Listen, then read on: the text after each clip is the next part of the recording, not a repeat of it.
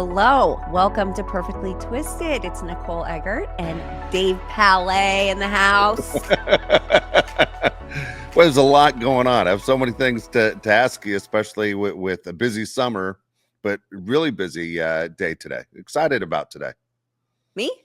I'm excited about today. I'm yes. excited about what's coming up and everything else. And I have so many things to ask you just on a personal note. You know, it looks like you're enjoying the best summer going and to everything that's surrounded your life and where you are now compared to where you were just a short time ago. I'm so happy for you and your child. Thank you. Yeah, I mean, right now, I feel okay this morning. Yesterday, I was like, could throw up at any minute because I have my 3-month scans today. So it's called scanxiety for a reason. It's a fucking ass kicker. And you can't help but go to like doom. You know what I mean? And it's like I got to keep talking myself out of it. But I'm feeling better today. So I'll go get that. And then I'll spend the next month trying to detox that contrast stuff out of my body. It's so toxic. It's so bad. So, but anyways, I'm going to go get a scan. I'm going to go get good news by Friday, hopefully. And yes, but the summer's been great. My little one is 14 and we went to the desert for her birthday and just was one of those really special, fun trips, you know. It looked like my girls. Yeah, I was following on Instagram, and it was really cool to see everybody so happy. Yeah, it just it was just one of those really fun, easy trips that everybody had a blast. And we did it all. We went to the beach, the desert, shopping, we did it all. And it was crazy because we didn't know if Dylan was going to make it out here. Her flight, she sat for 6 hours at the airport the day she was supposed to fly out here, and all flights were canceled because of bad weather. So it started out rough, but she got on a flight the next day, and so we lost a day, but she made it and she's safe and we had a blast. Yeah. But we have a really exciting guest today. I just want to get to it because I want to talk to him. Sorry, Dave. It's all right. But today we have Mathew Bowyer on, who for us, it's like our worlds colliding because unless you've been living under a rock, you've heard of the whole gambling scandal with the Dodgers, and it was on Bravo. It was huge. It was like the biggest thing to hit baseball and one of the biggest things to hit Bravo. And we talked about it a couple times. And so we were just really excited. And I want to introduce Mathew Bowyer because hi. Hi, how are you? Thanks for having me. Good.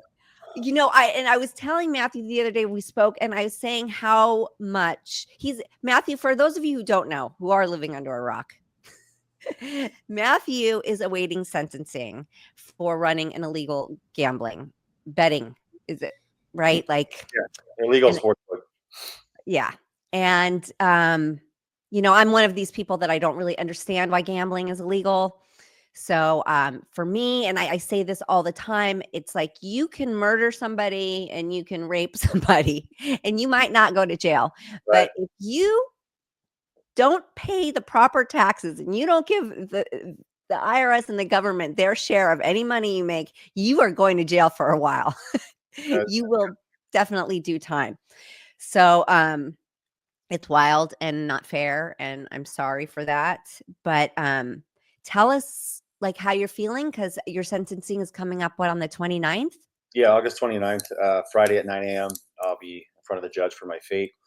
And I have a lot of anxiety. Obviously, a father of 5 kids, and this process has been going on for 2 years now. You know, as you get closer, it becomes more real. I was having a conversation probably 4 or 5 days ago with my wife and my son. It was a really rough moment for us because he's 4 and he was putting on his T-Rex costume for Halloween. He's excited. And my wife says, you know, we're talking about the costume, and he says, "Daddy, I want you to be a T-Rex too." And then so my wife went on Amazon, and I said, her name was also Nicole. I said, "Nicole, don't bother buying it." You know, I said, "I'm not going to be here most likely, and it's like 95% chance I'll be in prison by then." So it was our first moment of reality of like all of this whole situation is becoming beyond real. And then, you know, I kind of teared up and just had to leave because, you know, I was realizing I can't trick or treat with my son, and the consequences for my actions led me to this moment, right? And it's really hard because my job, and one thing I pride myself in, is provide and protect for 5 kids. And I think I've done the best I could up until this point, but this is the first time in my life I feel like a failure big time as a father.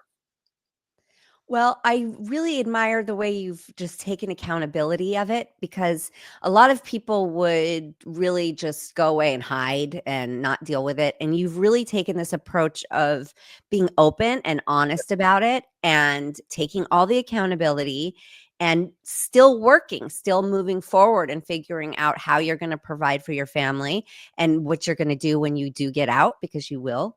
Right. And I find that so strong and so admirable and just such a good role model to your kids, really. Thank you. That's definitely something I'm trying to show them.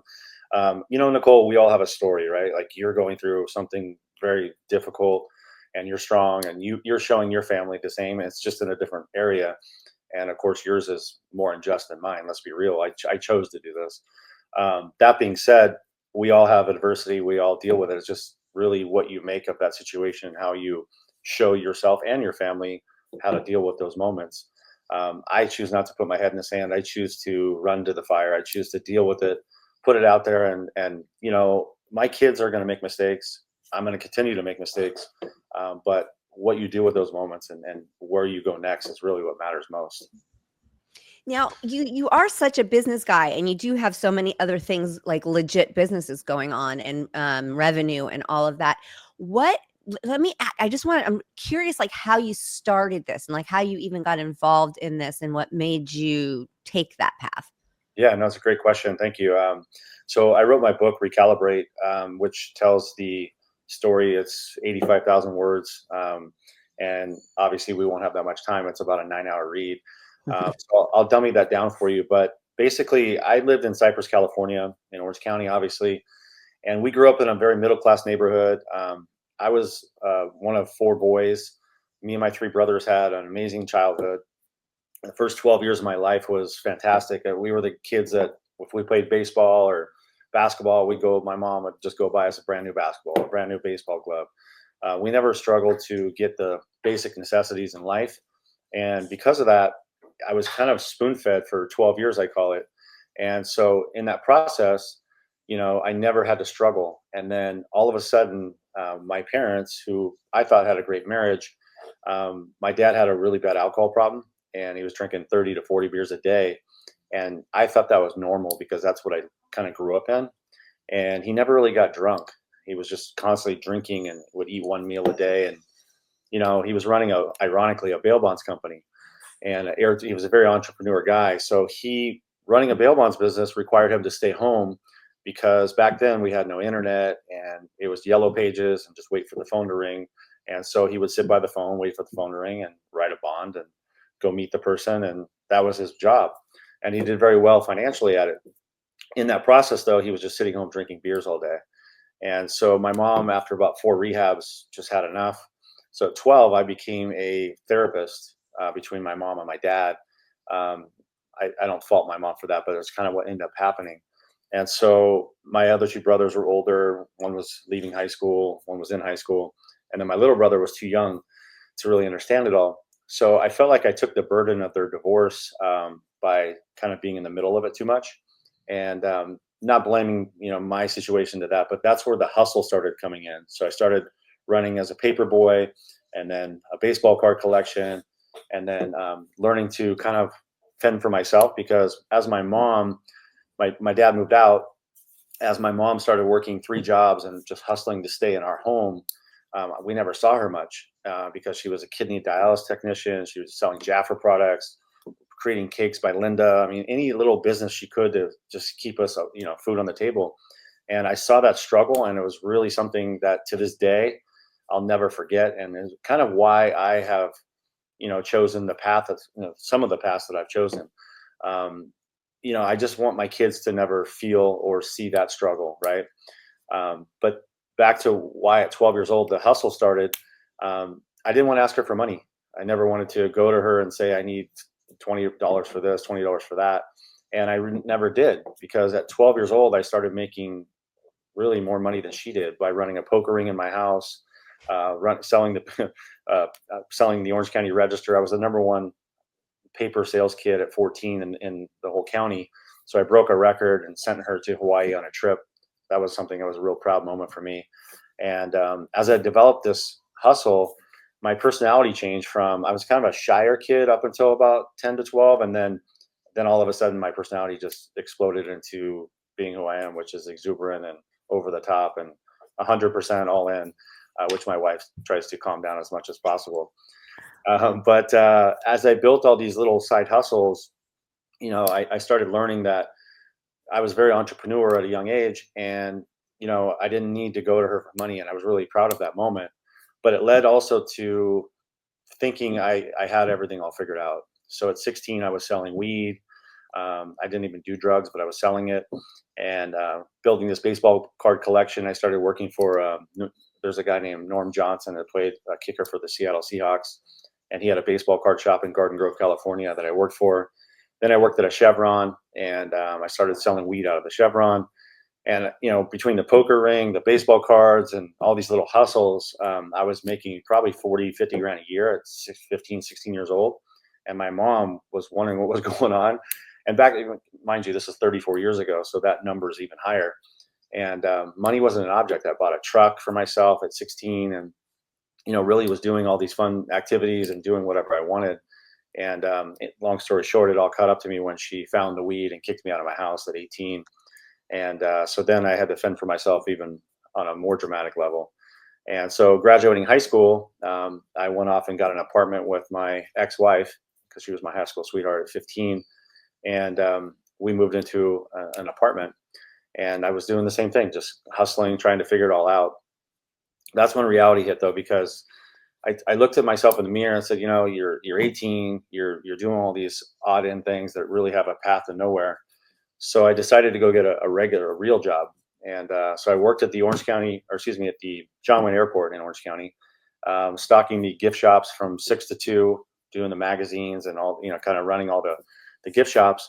And then from 2:30 to 10, I worked at Massimo Clothing Company in Irvine, California, which ironically I'm friends with, and was dealing with his own case with the feds recently. I'm sure you heard. Yeah, I know Massimo too. Okay. Yeah. So I worked for him when he was building Massimo. And, I was young. I was 18 years old. So I was working these, 80-hour weeks, making ends meet and barely paying rent in an apartment in Huntington Beach, California. And then I had to look in the mirror again and say, this is no career path for me either. And I couldn't go to school because I couldn't afford to pay rent and go to school. So I decided my ex-wife and I decided to move in with my mom and back to my mom's house. And at that time, my mom lost our home that we grew up in. And so she went to, ironically, Dana Point, California, which is a nice area. And she was renting a mobile home. And I was like, it was really pride swallowing to go from, this kind of upbringing of, again, not upper class, but a very good upbringing to living in a mobile home. Because everyone, when you think of at least when I think of a mobile home, I think of white trash. I think of 8 Mile, M&M. I just, that's your vision. Doesn't mean that's the case. But so anyway, I moved into a mobile home park, and my mom had a 2-bedroom. It was her and my little brother. And then now my ex-wife and I were sleeping on a couch. And I said, wow, this is interesting. So I decided to go to a local restaurant because that area was opening a new center. And I said, I'll be a waiter, because at 18, being a waiter, you can make decent money, especially for a young adult. So that was my thought pattern. Well, I went to this restaurant, and mind you, I'm leaving something out, that my ex-wife, we found out that she's 3 months pregnant. So here I'm 18, I can't take care of myself. I'm bringing a kid into the world, and I'm living on a couch in a mobile home park. So I go get this job, or I apply at a job at this, it's called Chevy's, Mexican restaurant chain, which is kind of no longer really around. But so I walk in this place, the GM's in a suit and tie, and he's probably 50 years old. He sits me down, and I'm applying for a waiter. And he says, you have no experience. I can't give you a job as a waiter. And of course, I'm selling myself. I'm charismatic. I'll learn it quickly, whatever. He says, I can give you a job as a busboy. And I'm like, serving chips and salsa. Okay. Well, I have no options. He goes, but if you do it for like 3 to 6 months, you'll probably move up. And I said, okay, great. So just give me the job. So I get the job, and I'm serving chips and salsa. which was a little derailing. And as I'm doing this, the waiters are terrible, and I'm outshining them by basically being a waiter, even though I'm not taking their orders. And I started making more money in tips than they were. And I started developing relationships with customers where they would come into the restaurant and ask to sit in my section. Well, the GM said he doesn't have a section; he's a busboy. So they started putting me, in areas where, let's say, this waiter is here, and then I would kind of be the waiter. And after about maybe 4 months of working there, particular customers would come in, and I just built relationships with them. And this one couple who really seemed to like me offered me an opportunity, and I said, "I'll take it." And they said, "You don't even know what it is." I said, "I don't care what it is. It's something better than this." So I get in my hoopty car. I drive to Irvine, California for an interview. And as I pull in for this interview, it's a beautiful place in this building in Irvine. And all these cars are out there. There's Mercedes and Ferraris and all these things that you dream of as a kid. And I walk in this place, and it's got that Wolf of Wall Street boiler room feel. And I don't even know what it is. These guys are young. It's just the excitement in the air. I can't tell you the energy that was there. So I'm all excited. I go for this interview, and he belittles me for about an hour straight. Why didn't you go to college? You're 18 years old.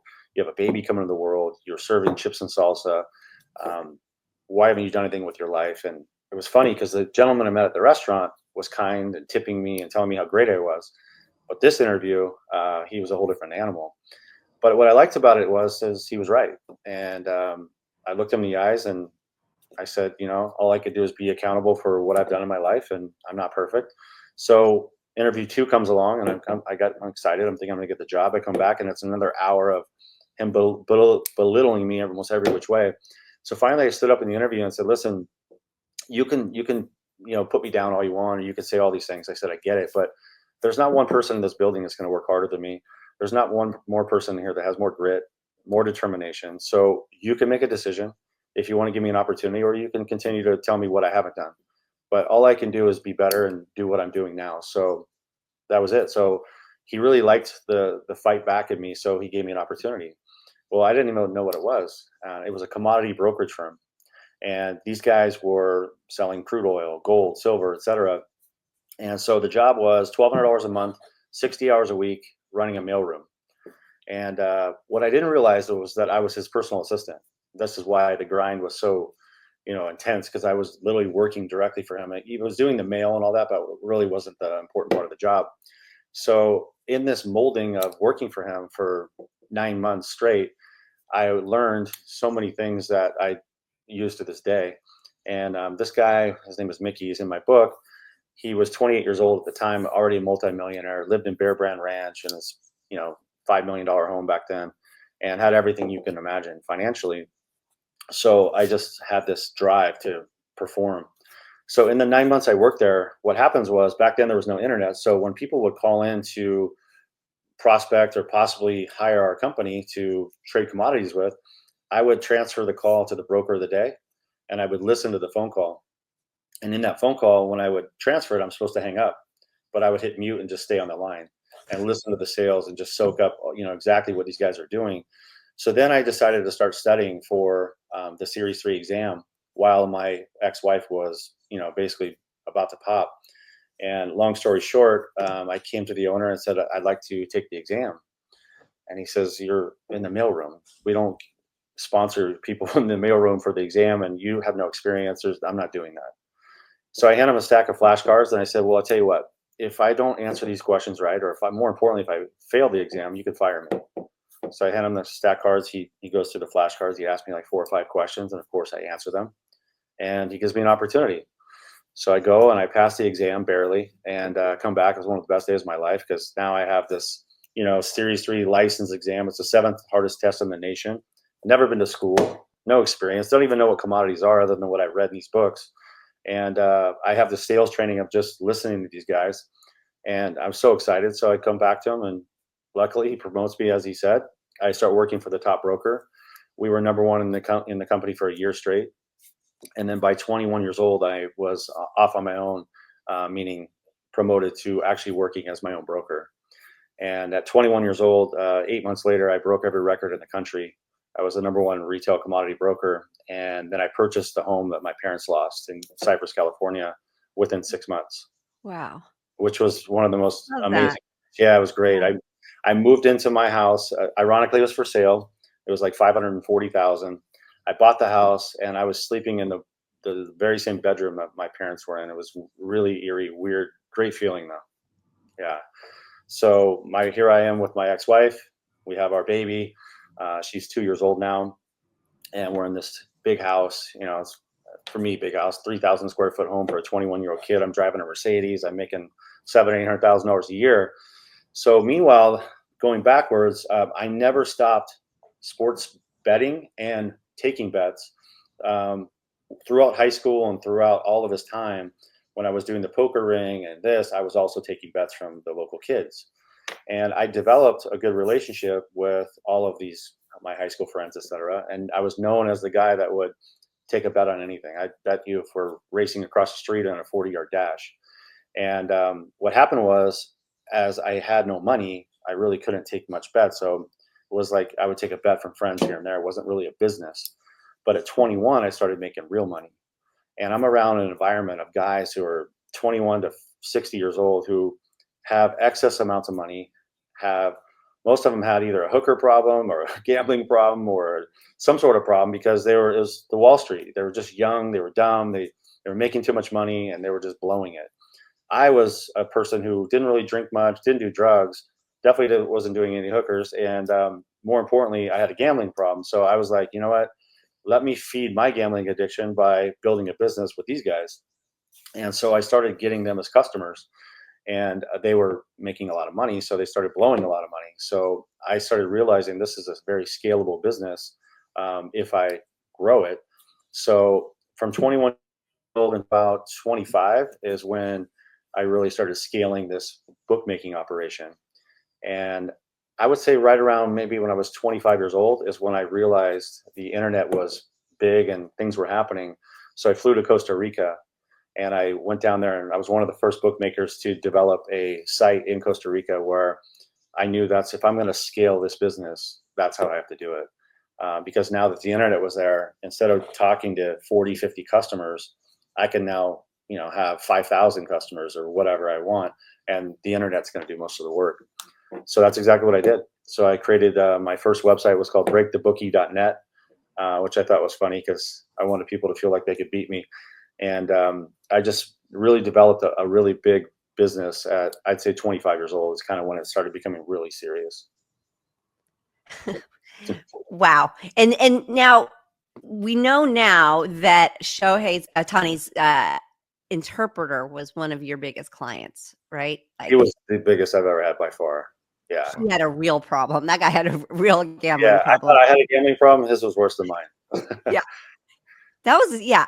And how did you find out how did all of that happen? Like, because was he the reason you went under investigation, or were you already under investigation? Well, in truth, I was raided by the FBI in 2014 when I was 39 years old. I had about 14 agents come to my home. They took all the money in my property, just under $1 million. And I signed an abandonment form, which states that I will not hire an attorney. I will release all this money and I will not be charged a crime. And basically I call it a tax bill. And that's the way I viewed it. So sadly, at that moment, I thought that, okay, if this is the worst that's going to happen to me for running this amazing business, I'm just going to make it bigger. And so at 39 is when I really decided to make this a serious business for me, which led to me being the biggest bookmaker in the country and taking bigger bets than anyone in the world, really. So at 39 years old, I had about 350 clients. And then my peak really was about 1,200, which I know bookmakers that had 2,000, 3,000 clients, but never the volume or the level I had. I mean, I had guys betting $100,000 a game, whereas most people in that business are taking $500 to $2,000 a game. So any clients that were really big, they would be sent to me. Was Ipe the biggest? Did he do the biggest bets of everybody? Like it was?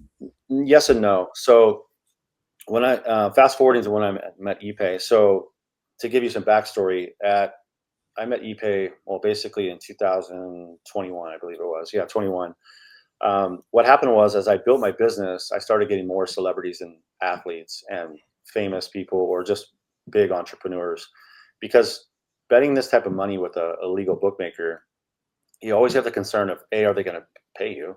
B, can they pay you? And then C, how are they going to pay you? Right. So when I built my business, the reason I think I became so successful was I was known to be, paying on Mondays. No matter what your situation was or where you were in the country, I would facilitate you getting paid. And that's very hard because on Mondays, most bookmakers would wait till Thursdays or Fridays to pay a lot of their clients because they got to wait for Peter and Paul to pay them to go pay John, right? I had the bankroll and I had the money to make sure that everybody got paid before I got paid from anyone else. And the reason I did that was because that separated me from other bookmakers. And then, it put a client in a position where, hey, they win money, they get paid right away. That's the funnest part of the whole thing, is getting paid and winning. And I didn't want them to feel like I had to wait till Friday. And then by Friday, they might have lost all their proceeds back and then just be like, oh, forget it, carry it over or whatever. I want them to feel that W, because as a gambler, it's very hard to win, and you want to actually feel the proceeds of it and actually enjoy it. So paying them on Mondays really helped me. And then I also had every single format to be paid: Venmo, Cash App, Apple Pay, wire transfer, cash, crypto, whatever you wanted, I paid you in. That's rare. Most people had all these requirements: cash only or this or that. That wasn't the case for me. So by doing that, it really opened doors for people to come to me that didn't have access to play with other bookmakers. They didn't want to deal with that, because they knew that this format of being paid was important. If you have an eye surgeon in Newport Beach who was hiding things from his wife, he doesn't want a wire transfer in his bank account. He has to account for that. Or he doesn't want a Venmo. He doesn't want to deal with maybe the IRS or whatever. So that helped me really build my business as well. All right, Matt, the big question is Ohtani, because that's obviously the name. I mean, it's obviously Ohtani's interpreter, which is big news. But when Ohtani's name came up, I mean, not only a fear factor of bringing down Major League Baseball, Sure. but also the biggest star in the world, where, you're talking about the Japanese market, you're talking Right. about, obviously the United States, how big this sport is. This was big and scary news, not only for Dodger fans, but for baseball fans, because everybody wants to believe when there's a sporting event and there's a scoreboard, that scoreboard tells the truth. The scoreboard's not fixed before the event happens. When you were dealing with Shohei's interpreter, did you know the entire time it was Shohei's interpreter, or did you believe Shohei was involved? So I met him at a Padres Angels game because I was friendly with a lot of the Angels baseball players. In fact, I played golf with a lot of them, and et cetera. And of course, I had a lot of athletes betting through my site. So when I was invited to the game, I went to the game, and then afterwards we went to the team hotel in San Diego. And of course, we were just messing around playing poker. And actually, in my book, there's a picture of this. Ironically, luckily I have a picture of Ipe and myself and some of the players and coaches sitting at a table playing poker. And in that poker game is where I met Ipe. And he was ironically on his phone placing a sports bet through another bookmaker. I don't know if it was DraftKings or FanDuel. I don't know. Obviously, I was in California, so couldn't have been on a sports bet. It could have been on a prop if it's in California. So probably illegal. But my friend was sitting next to me and said to Ipe, Matt does that, and you don't need, because he put up the money on a credit card. So clearly it was some format of, in Costa Rica or whatever, of a post-up account, which, Nicole, to explain that, a post-up is where you have to put the money up front using a credit card or wire or whatever. And being with an illegal bookmaker, it's all credit-based. You don't need to put the money up. It's more of a relationship. So long story short, most people in this world would rather deal with a credit account and not go through the headaches of putting the money up. So I provided that to him. So we started with a really small account. It was $8,000 credit line and $1,000 per game. And of course, he's an interpreter. That's a reasonable amount. Long story short, you fast forward, within about 2 weeks, he owed me $300,000, and he kept asking for more credit, and I kept giving it to him, because here I am dealing with the interpreter of the biggest baseball player, as you said, Dave, in the world. And I wasn't really worried about being paid, because we had very extensive conversations, and he assured me that he could send a wire transfer. So it started increasing dramatically. Finally, at 300,000, that was the limit I set for him, and he wired the money. So now I'm like, okay, I don't ask any questions, because one thing about me and my business is whatever you do is your business. My job is as when I was a bookmaker, was to service the account, let you put your bets into my website and pay you when you won, and obviously get paid when you lost. And I try to keep the, whatever you do or whatever your business is to yourself. Of course, I've already vetted you to this point, so we have a relationship. That being said, when he wired 300,000, he asked to move the credit line to 500,000. So I said, sure. Now he loses 500,000. Boom, wire transfer 500,000. I'm like, wow, okay. This is when we looked at the wire and saw it was from Shohei Ohtani. And then I said to myself, holy shit, I don't know if this is good or bad. Clearly it's good, because it's, a very wealthy person that's never going to have to worry about money. But I knew that it could also put another set of eyes on me and my story and the situation. And of course, I'm trying to stay away from the federal government visiting me. So it's like, you're happy, but you're not. You don't really want to know. It's like looking at a car accident. You're hoping they're okay, but you can't not look. Long story short, I didn't ask any questions. And if you look at the text messages that the government released between Ipe and I, you could see the very last text message I say to him is, it's all a cover up. And that's when he says, no, he actually owns it. I fucked up, or I can't remember exactly what he said. But it was a term of acknowledging that he was the one making the bets. Clearly, I didn't know he was stealing the money. I never asked. I didn't want to know. Frankly, I thought maybe there were partners in the account. There's a lot of things that went through my head, but my thinking was greedy wise. I have a guy sending me $500,000 or more every 2 weeks. I have a guy who's not acting as if it's affecting him for 1 second. He's never bitching about it. In fact, he's making fun of himself, which a lot of gamblers do. Oh, I'm terrible at this, but whatever. It's an addiction. I'm enjoying it. It's entertainment. And truth be told, I was greedy. I said, why am I going to ask questions or rock the boat when the boat is working perfectly on my end, and I'm receiving 500 grand every couple of weeks? So in your deep thoughts, were you thinking that it was Ohtani was gambling and Yeah, for sure. it was helping him, right? I was. And what led to me not believing it's him, which I'll tell you, is there were moments where I was actually at an Angels game, because I would go to spring training with these guys. I went to Arizona and we hung out, went to casinos afterwards. I went to a game and Ohtani was on the mound, a regular baseball game here in Anaheim, and he was pitching, and bets were flying in on my website because I'm looking at my phone and I see $100,000 soccer bets coming in. And I'm like, wow, well, we clearly know it's not Ohtani putting the bets in, because he's the most talented human I've seen, but you can't throw a baseball and put a bet in on your phone in the middle of a baseball game. So either they're partners, or which happens, or he's not involved, or maybe he's just helping and doesn't care. I didn't know, but I knew that he wasn't the one betting. And I want to say this because it's true. They never bet on baseball, and that's one thing I made sure to check. And because I knew that would be a problem. There was no fixing or betting on any baseball at all. It was 80% soccer bets, and which I couldn't even find half the time. I mean, we're talking about countries you've never heard of. Not Kenya. I'm talking like I'd have to go Google and find out where this country is.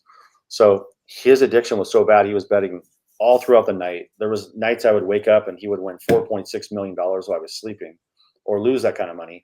And I was just like, this is chaos. Like I'm a big gambler, and I would go to the casino with $2-3 million, but I would shut it down and get some rest. I mean, the bets were just nonstop.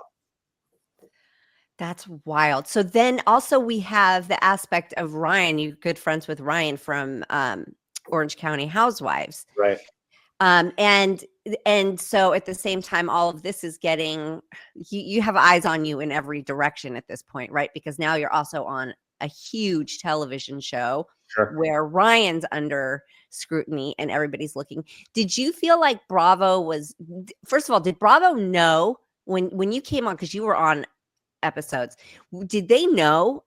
At that time they knew. I didn't want to go. My wife is still upset to this day that I went to Ryan and Jen's engagement party, but Ryan was my best friend at my wedding. He's been friends with me for 25 years. So when a friend of that nature asked me to go to his engagement party, and I'm basically going to be in his wedding, how am I going to say no? So I said, babe, I'll be fine.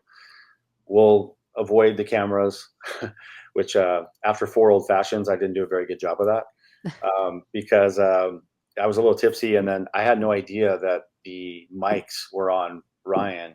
Usually they're just on the women, and sometimes they'll put them on the husbands, but that particular night, Ryan had a mic. So when I was being myself and drunk and badgering him and making fun of him, like I always do, saying, "You're my money launderer," they, of course, zoomed right in on that and then put that on national TV, which I look like a complete idiot for, sitting there boasting about it. But the reason I was doing it, which they don't show, is because the 2 gentlemen that were there that I'd never met, which are Ryan's friends, I was just being myself and like kind of bantering and making fun of the situation, because it's like when you walk into a room sometimes and there's the elephant. For me, it's easier just to get it out and just talk about it, and because they're like, you could tell that they want to ask you about the situation or the story. I just come out and just say, yeah, to me, I was the bookie, Shohei Ohtani, of course, and it's like, just get it over with. So I was just being myself, and then Bravo ran with that. In fact, it extended the season and had 2 more episodes because of the controversy. Yeah. And then, of course, all the women who, the housewives that don't know me, were very good at, making light of the situation or jabbing at me. One of the husbands is like, he made a comment. I've never even met the guy. His name was Matt. He's like, "Oh, I think I was worried. I'm hiding in the corner. The FBI might come crashing in the party." It's like, come on. Like, some of the comments are really, really idiotic. But that being said, I was there. I definitely made a mistake on some of the conversations that I had, and Bravo ran with it. But there's nothing I can do about it now. Are you and Ryan still friends? We are. It's been tough though, because they have wanted to steer so far clear of the Bravo drama and this situation, of course, because Ryan and Jen just frankly want to kind of have their own story, right, and move on with their life and not have all this chaos. But the reality is, it's actually helped the show and helped them, because that's what the show is all about. It's a show about chaos and causing drama and making people. I mean, go look at all the other networks of Bravo too, as far as or the other New Jersey and all. It seems like it's always, they just bring up, of course, the controversy, which I get. So I told Ryan, I said, "You guys signed up for the show, and when you did, that's what you're going to get. They're not going to show you and Jen going to the beach and having a great life. That's boring. I mean, people want to see drama. So that's what you signed up for." And I'm not saying that they wanted my drama in it, but it's ended up happening. Well, I mean, it's public record. He made a plea deal, right? Yeah, no, and I told him to go to the federal government and tell them the truth. I didn't want anyone in my life to receive any problems or trouble because of my business. And Ryan was not involved in my business.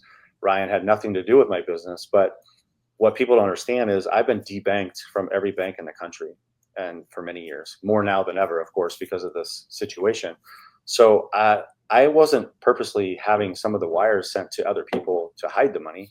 I was doing it because I had no bank account and I had no way of getting wire transfers to myself. So I'd have to use other people, back when I was a bookmaker, to facilitate wires for me.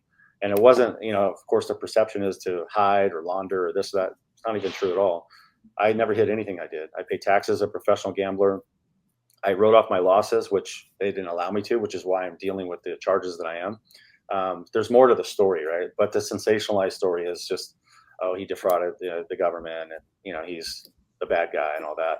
Not saying I'm an angel. I committed a crime, but the reality is there's more to what I was doing, and there are reasons I was doing it, but they never allow you to explain that, which is why I'm on Instagram and trying to at least give some narrative of the truth of who I am or what I'm doing, despite some of the answers are still not good. I mean, some of the decisions I made are poor, but at least I can give my narrative and the real truth to it. So is Ryan done talking? Like, there's no worries like that he could flip and talk too much and make more trouble for you? Or yeah, there's no concern at all, because I've told the truth of everything. I have nothing to hide.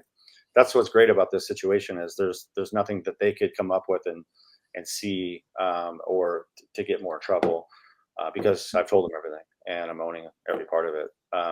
That's why I can speak freely and not worry about it. The only thing I didn't tell the government is, all the professional athletes and celebrities that were betting through my site because there was no reason to do that, and I didn't want to sell out, including my book. I don't sell out people. I don't tell who was betting with me, and there's no need to do that. I'm happy to deal with my crimes and the things I did wrong. And of course, Shohei Ohtani and Ippei came up for a reason because ESPN knew about it, and I had to address that. But that's the only reason that even was addressed. So you don't tell on everybody else. I don't. It's admirable.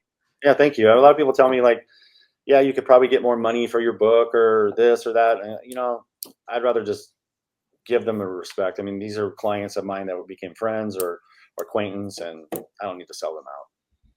So when you were on set for Real Housewives, were any of them nice to you? Were any of them nasty to you? Like, were any of them super fake? Tell us a little inside gossip. Yeah. So Terry and Heather are fantastic. Terry and Heather, their children went to school with my kids. And so my daughter, Sage, who's the same age as your daughter, is turning 15. And so she was really close with Ace. And the transition, are you familiar with the transition for Ace? Okay. Yeah. So I'll tell you a really cool story. So Ace, when was transitioning, they took Sage, my daughter, on a trip with the Dubrow family.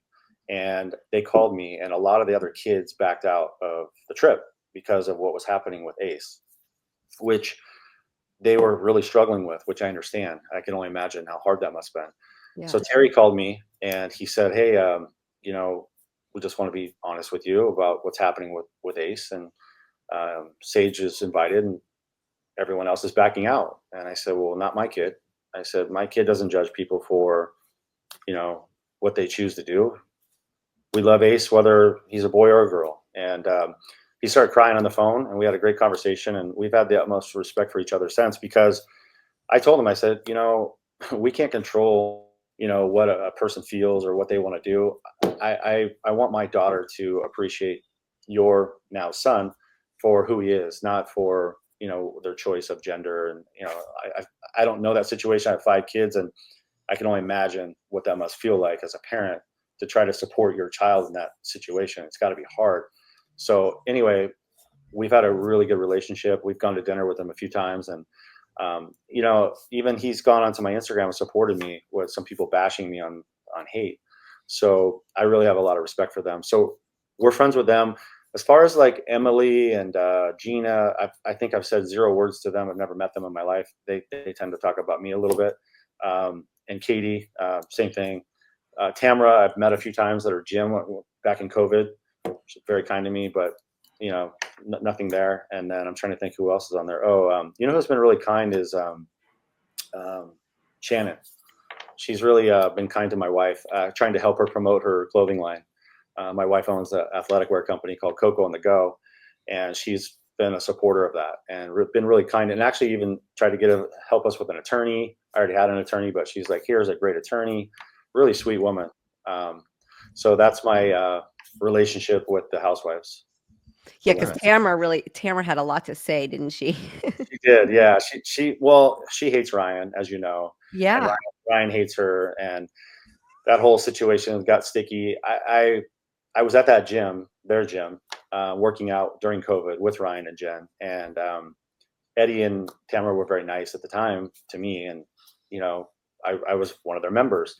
But that being said, that whole thing just kind of like escalated, and then, as you know, I thought it was more TV based, but now it's become personal, and they definitely don't like each other.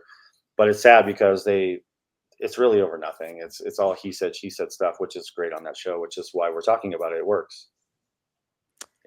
Yeah. This is facts. So the other thing I'm kind of curious about is like, when did you know, like when all of this started happening and everything started sort of unraveling, did you think I can beat this? Or did you always kind of think, okay, I'm going to have to go do some time for this? I never thought I could beat it. I pled guilty immediately. I've never denied anything to the feds when they were here. The moment they came, I said, yes, I'm a bookmaker. Here's my safes. I opened everything. There was no denying that because they had my phones. They had everything. I had no prayer of trying to beat it or even act like I didn't do it.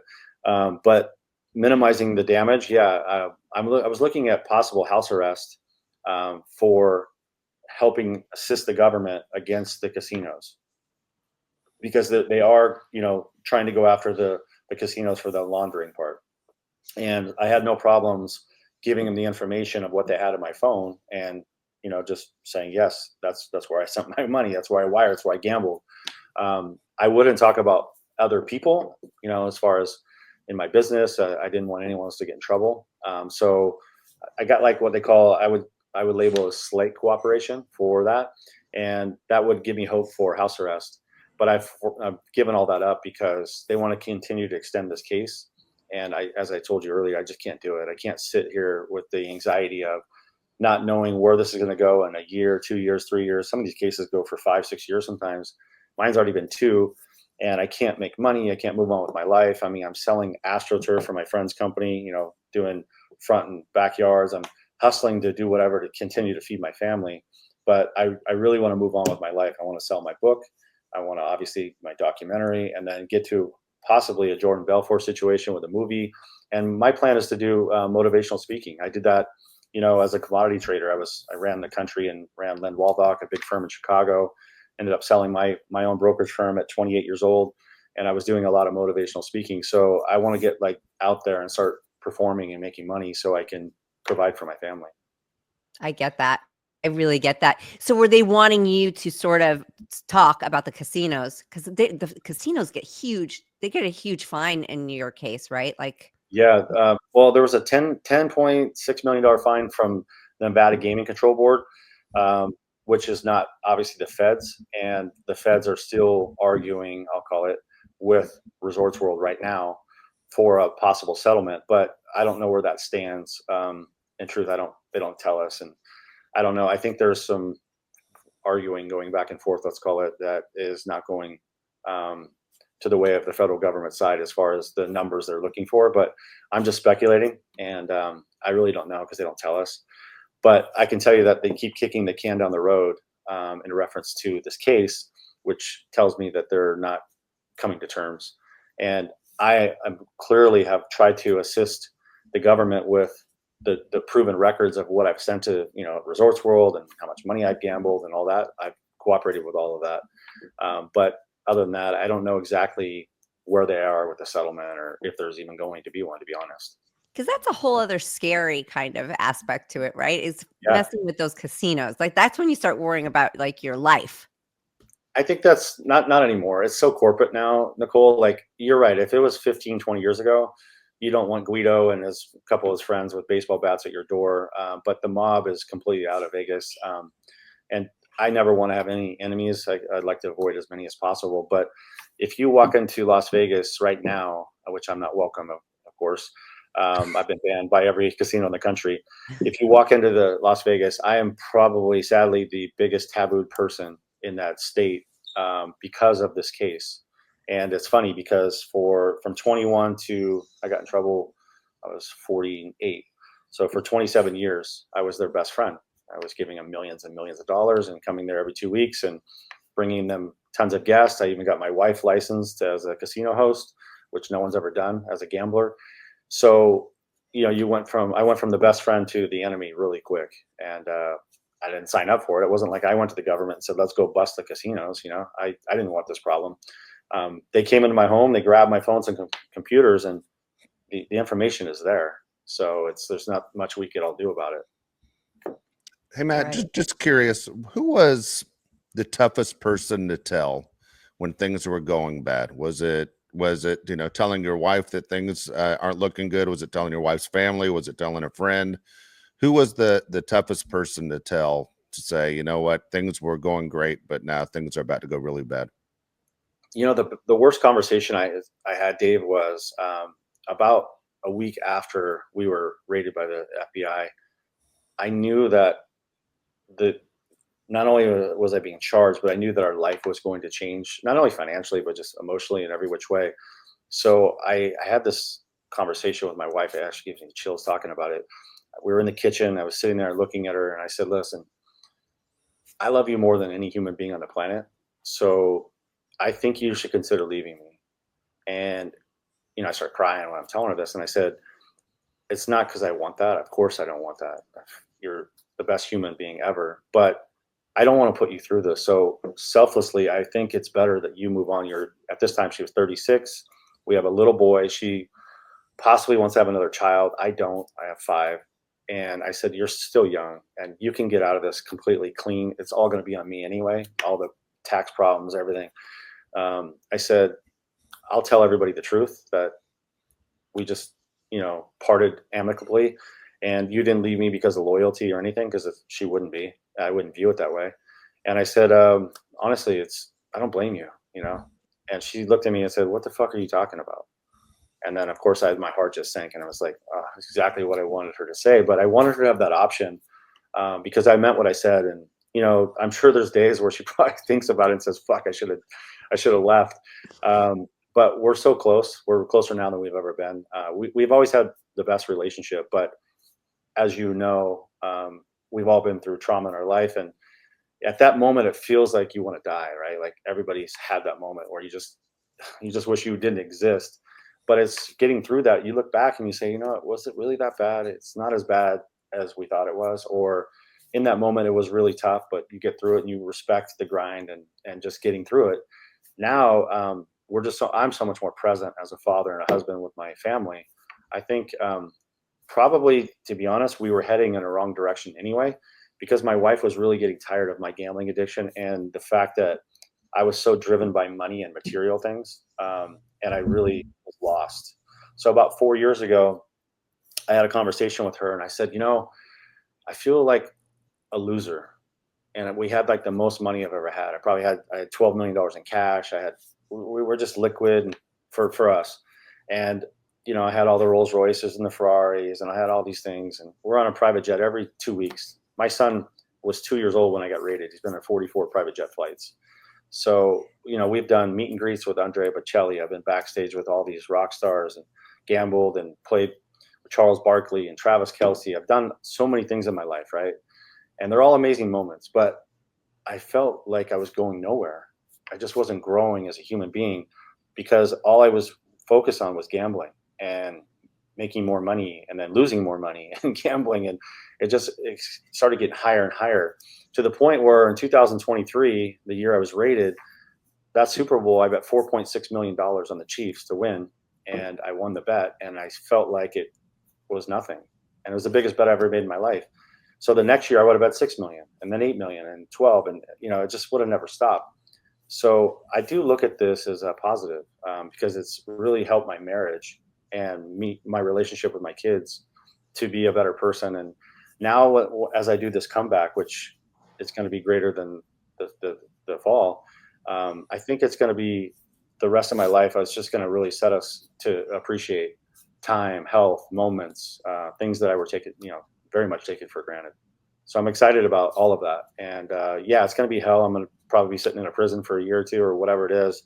And that's going to be a tough time and I'll have to gut through it. But I know what's coming and I'm excited about my future and I'm excited about getting through it. And it's hard to say that now because I'm still in the middle of the storm. But when you see the light and you know where you're going, it does help. It does. I feel like dark places and dark moments really can bring you into such a brighter place. So what about the gambling addiction though? What do you do about that? Well, if I get caught gambling, I'm going to prison. So that's forced me to quit.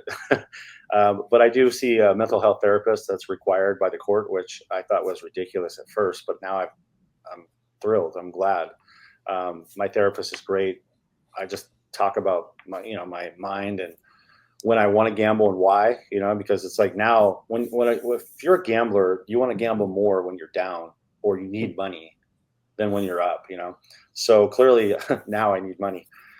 So I have those moments and it's hard to watch a game. I used to have $1 million on every game. And it's like, I didn't even watch sports 2024. I didn't even watch sports at all. And it was hard because I love sports. I grew up, I'm a pretty good athlete. I played all the sports as a kid. I still play at 50 years old. I play in a basketball league and a softball league. I own a jiu-jitsu studio. I train. So I try to be active and my appreciation for sports was gone. But now I've come back to I'm watching a game and I'm actually enjoying it. I took my son to his first Angel game. And it was great. I enjoyed it better than when I used to have $1 million on a game. So I'm starting to get that feel back of normalcy of enjoying sports, which is nice. That's amazing. Yeah, because it's an addiction, and when you're feeling down, that's when it rears its ugly head the most. It does.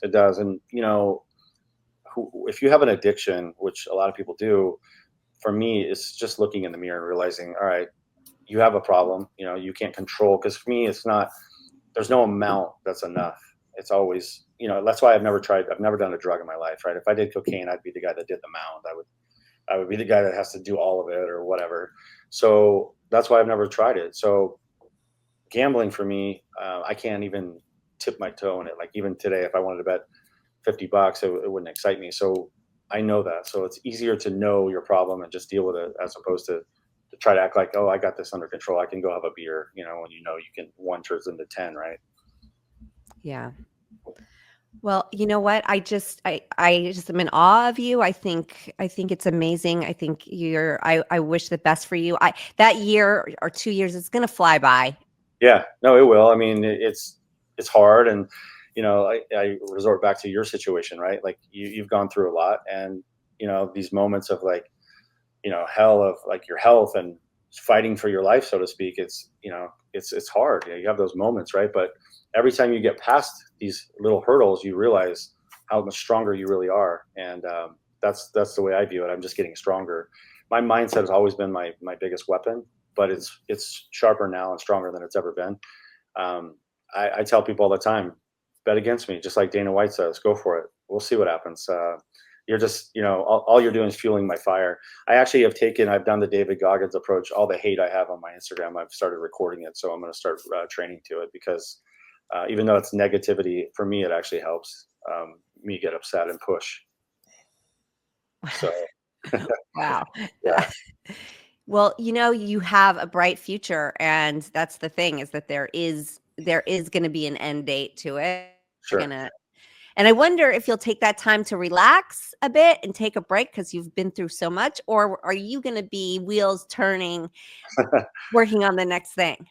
I don't think I'll ever relax. Yeah, I I think I'll had that feeling. maybe when I'm dead. But I'll be honest, like I can't sit and relax. It's hard. I think just talking to you, you seem very similar. But it's hard. You got to check out sometimes. We go on vacation. I definitely enjoy vacations more than I ever have, which is funny because I can't afford the same style of vacation I used to. But we were staying in 12,000 square foot villas with pools and butlers, and now I go and I get a regular room and I fly coach. Yeah. But I'll be back, and this little grind is only going to make me appreciate a first class flight again or a private jet or whatever it ends up being. But it's not even about that. But It's not. it's it's not, yeah.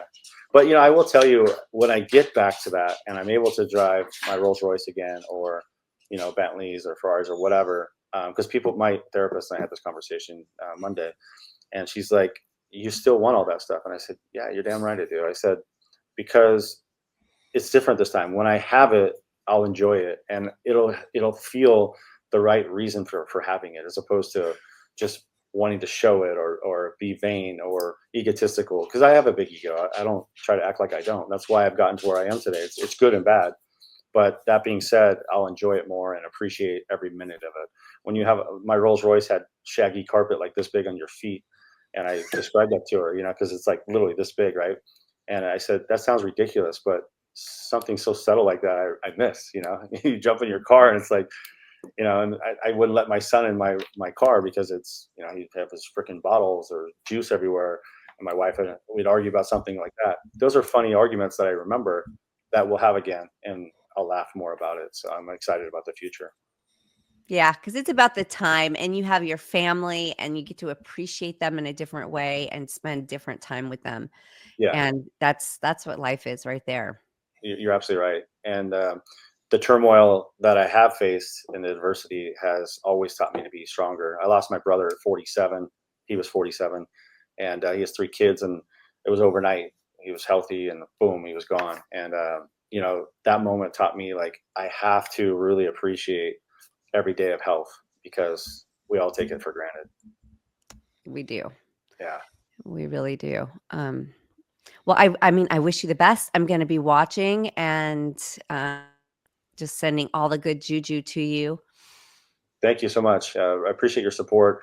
And, obviously, my message to anyone watching this is, no matter what happens in your life, and no matter how strong the moment is that you feel like there's no end, there's no light at the tunnel, there always is. Don't give up. And what about this? What about advice to people who think that like the gray area of business is the place to go? What do you say to that? It's hard because the gray area usually is more lucrative, but it ends up costing you more. So the shortcut is never the right route. And I'm guilty of that times 1,000. So just stay away from it, because it doesn't even feel the same. When you work hard, it's like anything, right? If you climb a mountain and you get to the top, getting to the top isn't really the reason. It's the journey along the way. If you take a ride in let's call it one of those things, that ski lift, and you get to the top, as opposed to, the guy who's hiking up there, whoever gets there first is not the winner. It's the winner of how you get there and what you feel when you get to the top. And the gray area will always have you looking over your shoulder and questioning things. And, you really don't enjoy it as much. Yeah. It's funny, Matt, you said a couple things, and I know we're gone long on time, but you said a couple things that I try and give life lessons to, not only my kids when they were growing up, but also I'm a coach, and I talk to, kids every single week, every single day. Is when you talk about the gray area, I always say, if you have to go gray, things are either black or white. And if you have to try and make that gray look like it's white, it's wrong. It's not the right decision. There is no gray. But also the big thing you said coming into this, and Matt, I never met you before we started this interview. Wasn't sure how it was going to go. Obviously, I'm a Dodger fan. I was nervous about baseball, and could this hurt the game that I love, the whole deal. I love the fact that you started the interview and you stayed with it the entire time with accountability, and not only important just to yourself, but how important it was to your kids, that when they know their story of their dad, that even though it hurt, and even though you're going to pay the price, and you're paying the price right now, that as long as you step up and say, man, I'm accountable for my mistakes. That's the only way you grow. That's the only way you can look yourself in the mirror. It's so much easier to point the finger at someone else. But to sit there and say I'm accountable all the way through, you completely changed my opinion of what I thought you were an hour and a half ago to what I see right now. Thank you, Dave. It means a lot to me, truly. And that's really the message I try to give. It's funny, my Instagram has grown dramatically, and I did it originally to help sell my book and kind of get my vision out there, and also just defend my character and my narrative. But I've gotten so much love out of people that I've never met in my life, that I've inspired or helped them in some way, and we become social media friends. But I really have helped. There's a couple kids in there said they want to kill themselves from gambling, and I don't know these kids. I don't know if they're serious or not, and I take it very serious. So I reply to everybody. Every comment I've ever got on my Instagram DM, I've replied to every single one of them in 10 months. And I'm talking 85,000 followers, and it takes a lot of time. But my wife's like, "Can you put your phone down?" I'm like, this kid's literally just threatened to kill himself. He's 22 years old. Just got back from, he tells me the story. I went to Venetian and blew 300,000 and stole from his parents. So that's amazing. You're, a coach and giving back. And in some ways I feel that I'm doing that as well. And it feels good to help someone. Right. And you never know. I mean, maybe I saved his life, or maybe I saved someone from making a poor decision, and I hope that's my goal in this, because of course I want to make money and I want to have all the nice things and all that shit. But the reality is you get more by giving, and starting to try to do that as much as I can. So thank you for saying the kind words, man. Appreciate it. Thank you. Yeah. Well, thank you. Thank you for sharing with us. And of course, you're a great example. You really are. Well, you guys obviously are helping me with the platform, and you have a great podcast. So thank you for sharing the time and letting me be on here today. Okay. Well, we'll talk soon. We'll stay in touch. And yeah. Okay. Best of luck to you guys on your podcast. Thank you. Thank you guys. And good luck on the 29th. Yes. I appreciate it. Thank you. Have a good one. Bye. That was one of the more interesting, informative interviews we've ever done. Like I really enjoyed that. And when I say going into something of thought, this is a guy that I'm not a fan of, to a guy I'll tell you right now, I'm a fan. I like it. He's a person that obviously perseveres, and I can't wait to see what he's going to do next. It's one of those where he's going to come out shining on the other side. That's just the human being. You can tell that he is.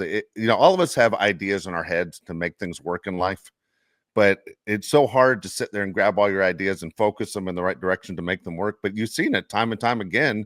He always ends up winning it, whether it was being a little kid to getting kicked out of the house, to getting a girl pregnant, to all of a sudden having what he needs. Somewhere he's able to focus to financially end up being okay. The fact he understands, number one, he has an addiction. Two, there were people that were hurt because of his decisions. But for me as a dad, all I care about is, do my kids love me? Do my kids respect me? That's all I want to be remembered as. Hey, do my kids love me? Yeah. And for him in this situation, the joke about the shag carpet and the Rolls Royce, which is hilarious, is great. But in his mind, I have 5 kids and I got a wife that I love to the end of the world. As long as those people love and respect me at the end, I won. That's where he's at. That's where I would be. Yeah. No, I mean, if he was douchey, I wouldn't have invited him on. Yeah. Dave. Yeah. Because I go check out his Instagram. He's definitely, he's so motivational. And really just like, it's so rare to find people that just take the accountability and just like talk about it and are, like, no shame. And it's great. It's great to see, and it's great to learn from. Absolutely enjoyed that. I did. No, that was great. Good job, all right. Nicole. Okay. Well, we'll see you all next week. Yes. See ya.